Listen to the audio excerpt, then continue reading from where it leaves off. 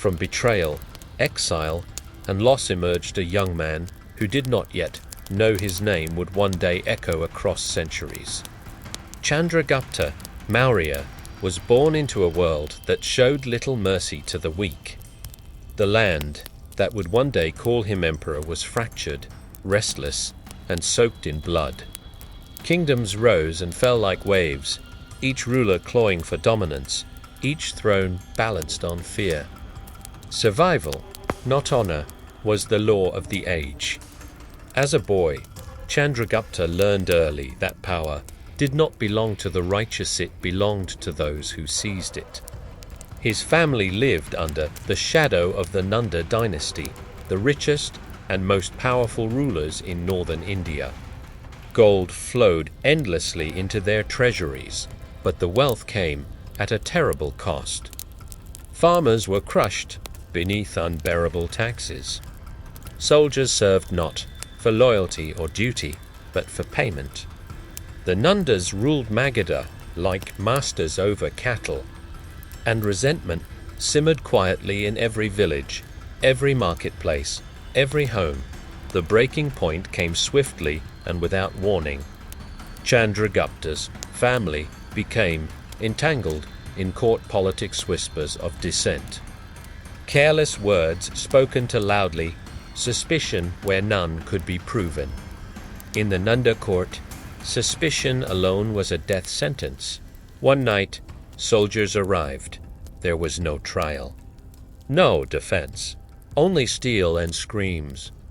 Chandragupta watched his world collapse as his mother was killed before his eyes, accused of crimes she never committed.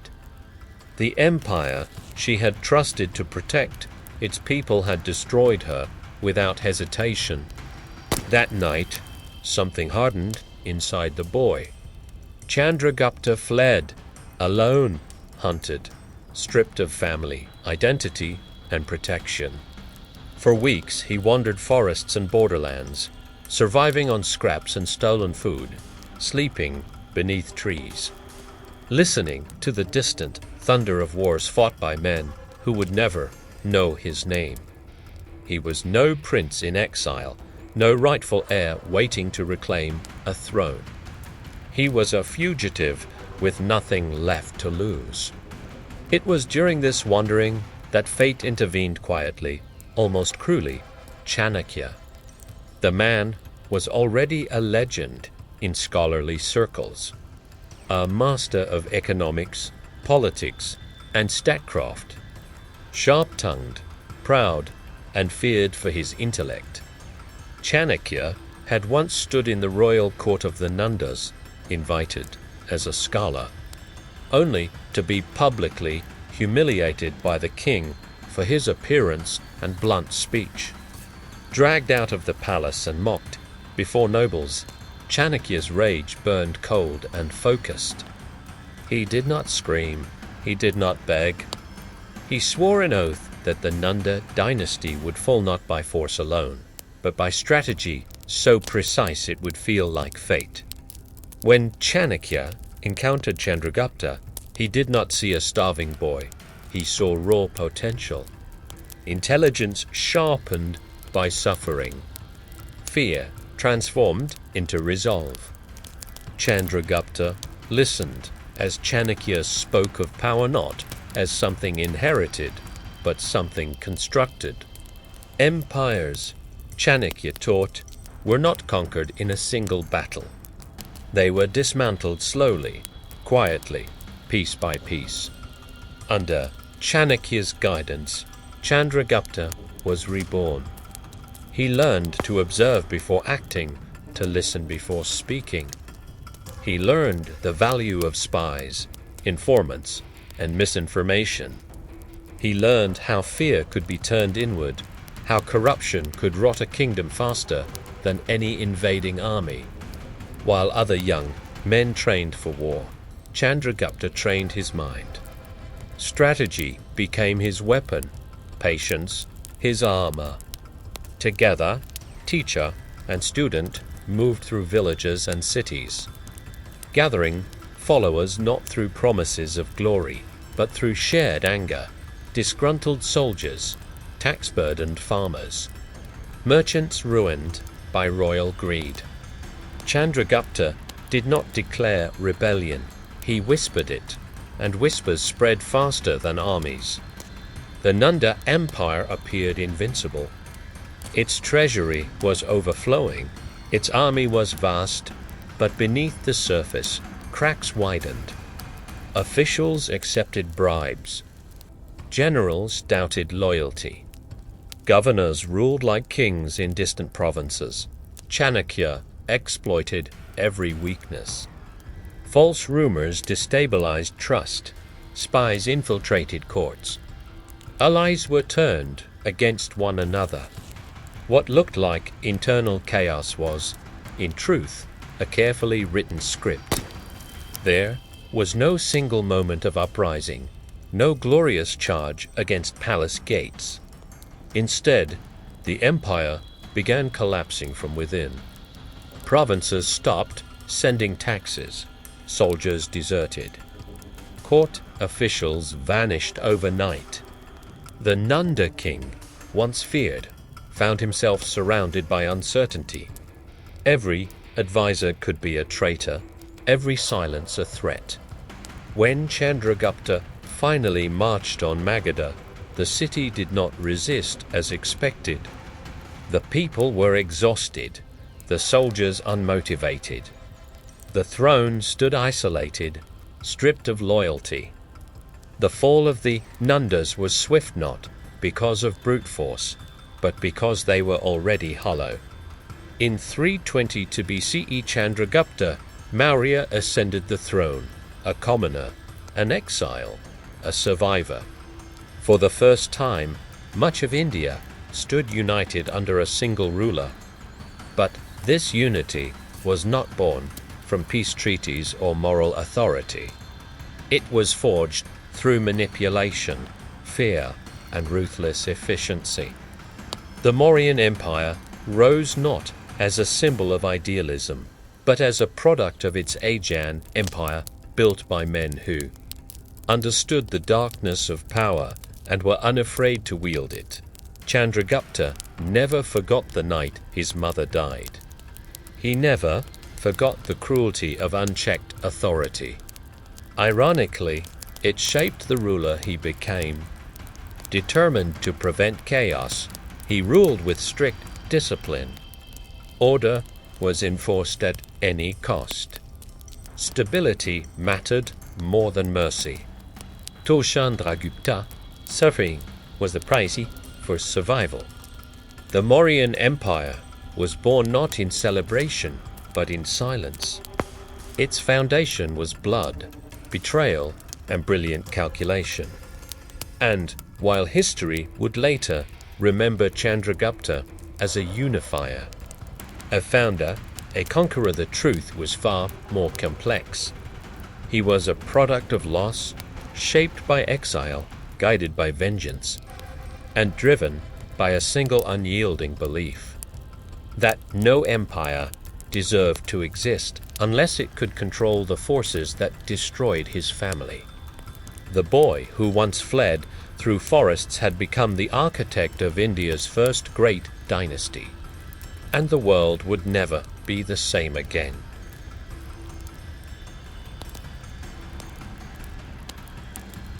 Chandragupta Maurya had taken the throne, but ruling an empire was a far greater challenge than seizing one.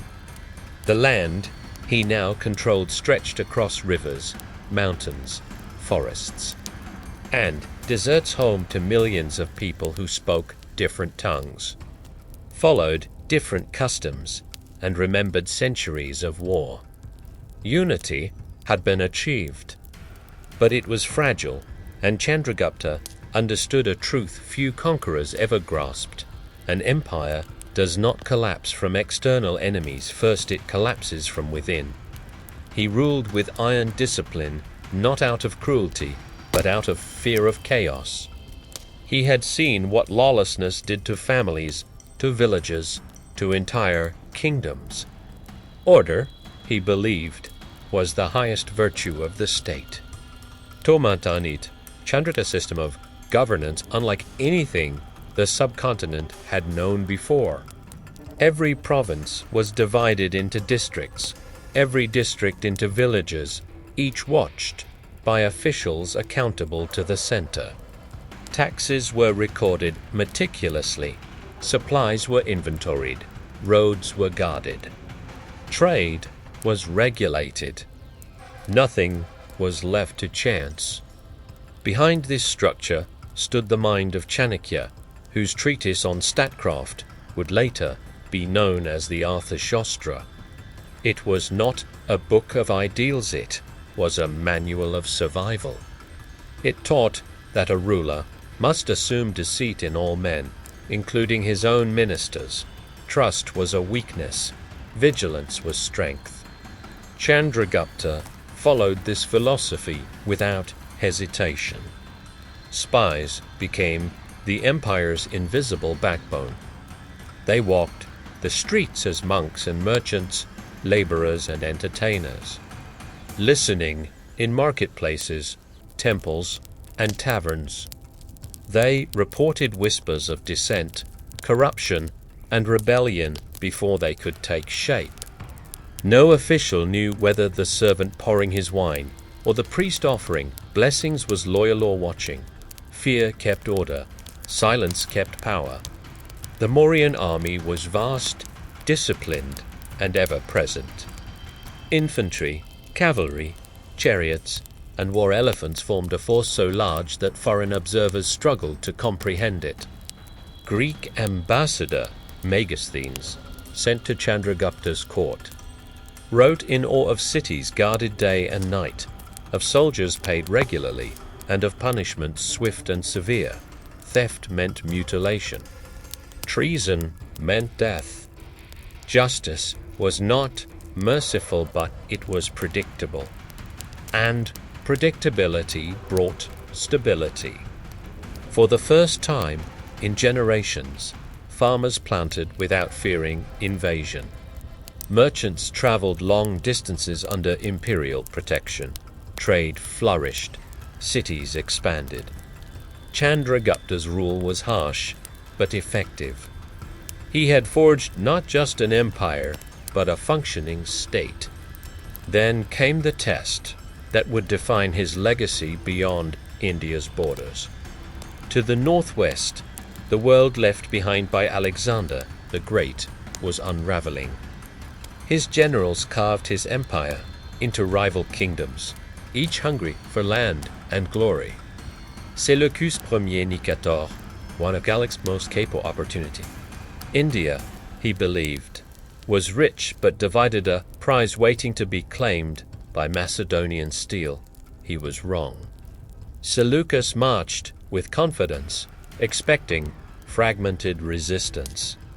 Instead, he encountered an empire that moved as one. Chandragupta's armies met him not as scattered tribes, but as a unified force. War elephants thundered across battlefields, terrifying cavalry unused to such beasts. Supply lines held firm.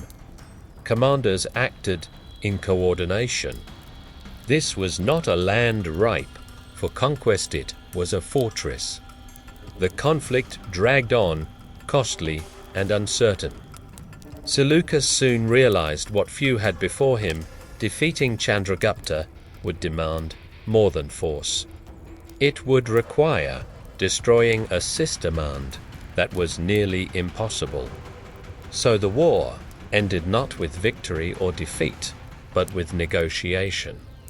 Seleucus surrendered vast territories in the northwest, including lands that today lie in Afghanistan and Pakistan. In return, Chandragupta offered peace and 500 war elephants, symbols of Mauryan power. A marriage alliance sealed the agreement, binding East and West through diplomacy rather than bloodshed. For the first time, India stood not as a conquered land, but as an equal to the great powers of the ancient world.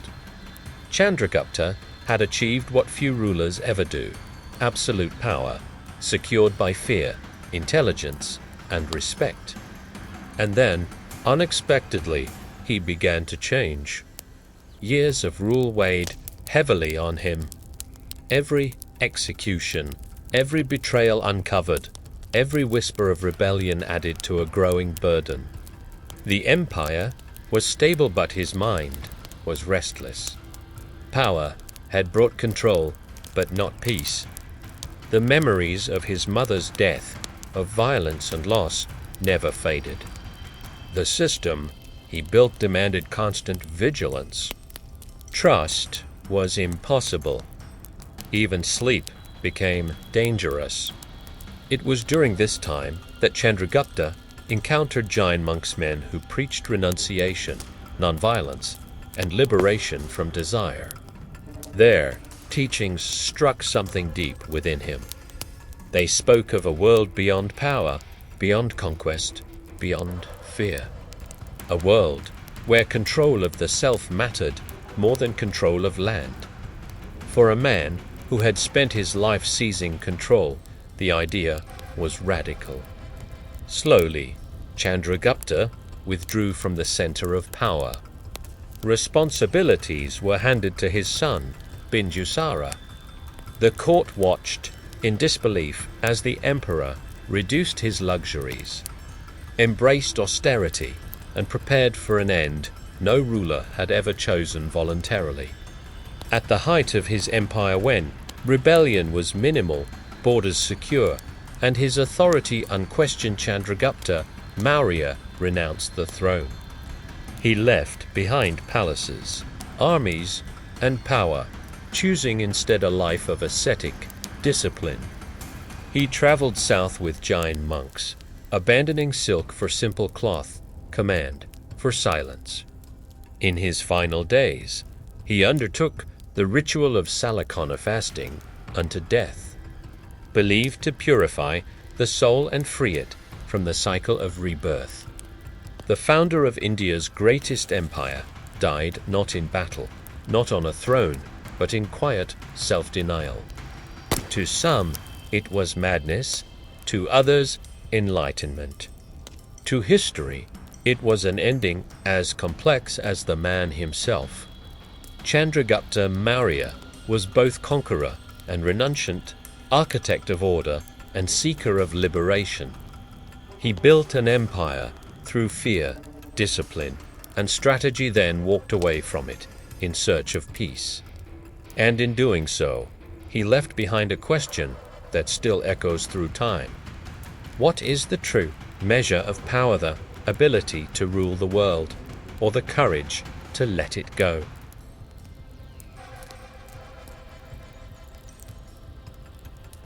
The empire Chandragupta Maurya left behind did not weaken with his departure. Instead, it continued to grow, guided by the structures he and Chanakya had so carefully built.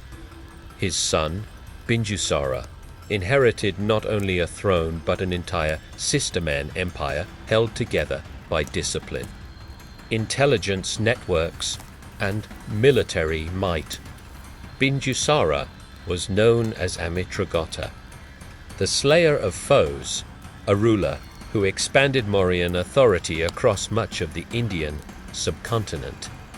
Yet, history remembers him faintly, not because he failed, but because his legacy was eclipsed by what followed. For Bindusara's son, Ashoka, would become one of the most complex figures the ancient world ever produced. Ashoka was born into power, but not into peace. The Mauryan court was a place of ambition and suspicion, where royal blood offered no guarantee of safety. From a young age, Ashoka learned that survival required strength and cruelty when necessary. He proved himself as a capable administrator and a brutal enforcer, sent to govern rebellious provinces where he ruled with uncompromising force. His reputation spread quickly, efficient, merciless, unstoppable. When Bindusara died, the empire did not transition smoothly. Rival princes vied for the throne, alliances shifted. Blood was spilled within palace walls.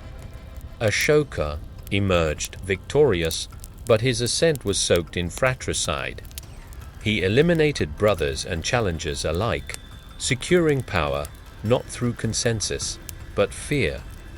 By the time he was crowned emperor, Ashoka was already known as a ruler who inspired terror as much as obedience. In his early reign, Ashoka followed the Mauryan tradition of conquest. The empire was vast, but one region resisted full submission: Kalinga. Located along the eastern coast, Kalinga was prosperous, proud, and fiercely independent. Its people had resisted larger powers before, and they would not surrender easily. To Ashoka, Kalinga represented not just territory, but a challenge to imperial authority. The invasion was swift and devastating. Mauryan armies descended upon Kalinga with overwhelming force, see Tiburon erased. Ancient accounts speak of more than 100,000 dead, with countless others taken prisoner. Rivers ran dark with blood. The land screamed beneath the weight of war. When the fighting ended, Ashoka walked among the ruins. He expected triumph. What he found instead was silence broken only by mourning. Corpses lay unburied. Families searched for the missing. Survivors stared at him, not with hatred, but with hollow despair. Chintat moment, the mist reveals. Ashoka was shattered. For the first time, the emperor confronted the human consequences of his ambition. The suffering was not abstract. It was immediate, unavoidable, and irreversible. Victory brought no satisfaction. Power offered no comfort. The screams of Kalinga followed him back to his palace, into his dreams, into the deepest corners of his conscience. It was here that Ashoka changed. He did not abandon his throne. He did not dissolve his empire. Instead, he sought a new path within power itself. Drawn to the teachings of Buddhism, Ashoka embraced the principles of nonviolence, compassion, and moral restraint. He renounced aggressive warfare, declaring that the true conquest was not of land, but of the self. This transformation was unprecedented. Ashoka began reshaping the public identity of the Mauryan Empire. He promoted Dhamma code of ethical behavior that emphasized kindness, tolerance, and respect for all life. He ordered the construction of hospitals for humans and animals, wells along roads for travelers, rest houses for the weary. Trees were planted for shade. Officials were appointed not just to collect taxes, but to oversee welfare. Most remarkably, Ashoka chose to communicate his ideals openly. Across the empire, stone pillars and rock edicts were erected, carved with messages in languages people could understand. These inscriptions spoke of remorse, of mercy, of moral duty, by Kalinga. He urged his subjects to live with compassion, patience, and mutual respect. Even today, these edicts stand as some of the earliest examples of a ruler addressing his people directly, not as subjects to command, but as moral beings. Ashoka also turned outward, sending Buddhist missionaries across Asia to Sri Lanka, Central Asia, Southeast Asia, and beyond. The Mauryan Empire became a conduit not just of power, but of ideas. Buddhism spread far beyond India's borders, shaping civilizations for centuries. And yet, beneath this vision of peace, the machinery of empire remained firmly intact. The army was not dismantled. The intelligence networks continued their work. Lawbreakers were still punished. Rebellion was not tolerated. Ashoka des refrains médite. compassion became policy, but authority enforced it. The empire's stability still relied on surveillance, bureaucracy, and the threat of force. This contradiction defined Ashoka's reign. He was a ruler who preached nonviolence while commanding one of the most powerful militaries of his time. A man who spoke of humility while ruling absolutely. A reformer who understood that ideals alone could not govern an empire. Under Ashoka, the Mauryan state reached his greatest territorial and moral influence. Yet, his vision depended heavily on his personal authority. When he died, the balance he maintained began to unravel. But during his lifetime, Ashoka achieved something extraordinary. He transformed the language of power. Where rulers once spoke only of conquest, Ashoka spoke of conscience. Where empires celebrated domination, he acknowledged guilt. He did not erase the violence of his past, but he confronted it. Ashoka was neither saint nor tyrant. He was human, shaped by ambition, broken by consequence, and driven by a desire to redeem the irredeemable. His reign stands as one of history's rare moments when an empire paused, looked at itself, and chose to change, if only temporarily. And the stone pillars he left behind still whisper that choice across centuries, reminding the world that even the mightiest rulers are not immune to regret, and that power, when guided by conscience, can leave a legacy far greater than conquest alone.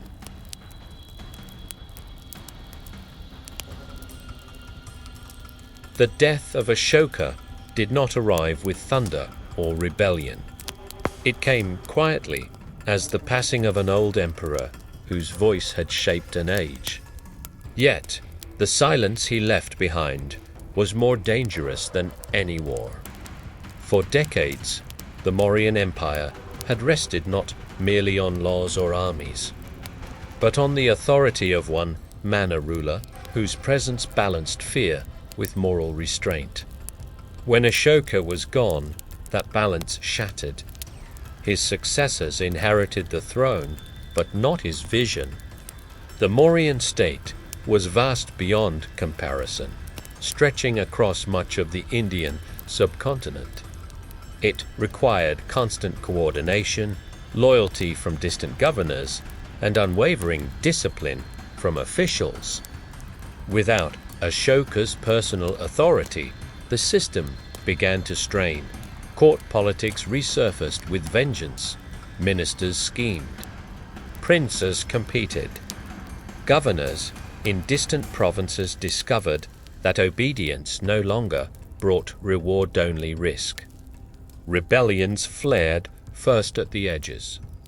Frontier regions, long held by military strength rather than affection, began to break away. Tax revenues slowed. Supply routes faltered. Provincial leaders declared autonomy, confident that the central government lacked the will or the unity to stop them. The army, once a symbol of cohesion, became divided among competing interests. Loyalty fractured, not because the empire lacked power, but because it lacked purpose. Ashoka's policy of moral governance had relied on his ability to command respect and fear simultaneously. Without him, the ethical framework he promoted could not stand alone. Compassion without authority proved fragile. Bureaucracy without belief became hollow. The empire's vast machinery, once synchronized, now turned against itself. Within decades, the centralized state began to collapse. The Mauryan treasury, once overflowing, drained rapidly as regions withheld taxes or spent them on their own defense. Intelligence networks failed as informants switched allegiances. Officials a kafside and abusé dit. Corruption, long suppressed, returned with intensity. The state that had once watched everyone could no longer watch itself. The final blow came not from foreign invasion, but from internal betrayal.